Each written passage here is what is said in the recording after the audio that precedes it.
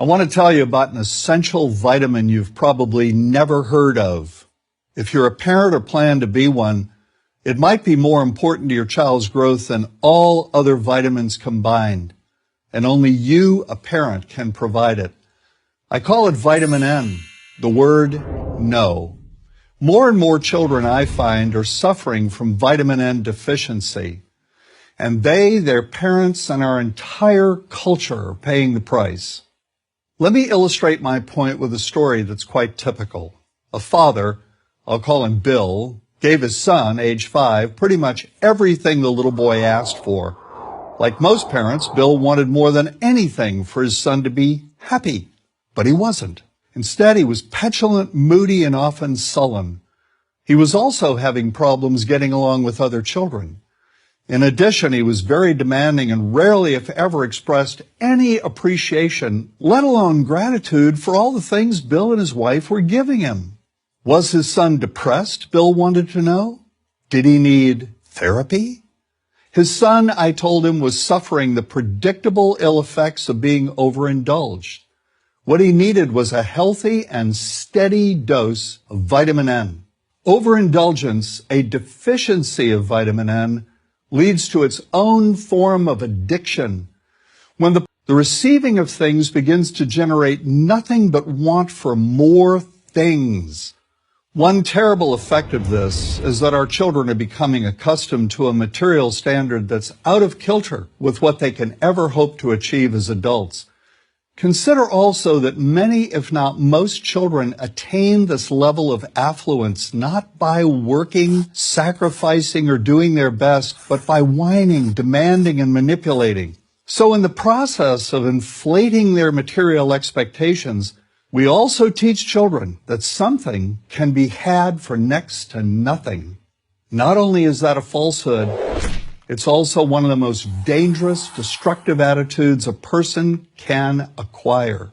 This may go a long way toward explaining why the mental health of children in the 1950s, when kids got a lot less, was significantly better than the mental health of today's kids.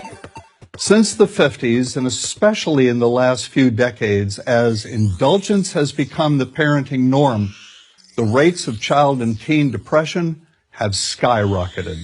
Children who grow up believing in the something for nothing fairy tale are likely to become emotionally stunted, self-centered adults. Then, when they themselves become parents, they're likely to overdose their children with material things. The piles of toys, plushies, and gadgets one finds scattered around most households.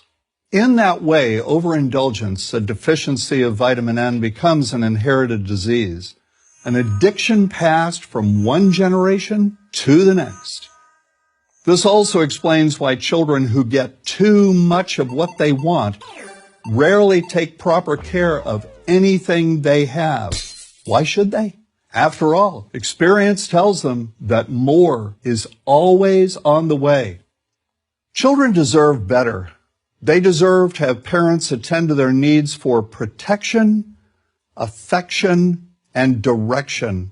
Beyond that, they deserve to hear their parents say no far more often than yes when it comes to their whimsical desires. They deserve to learn the value of constructive creative effort as opposed to the value of effort expended whining, lying on the floor, kicking and screaming, or playing one parent against the other. They deserve to learn that work is the only truly fulfilling way of getting anything of value in life, and that the harder they work, the more ultimately fulfilling the outcome.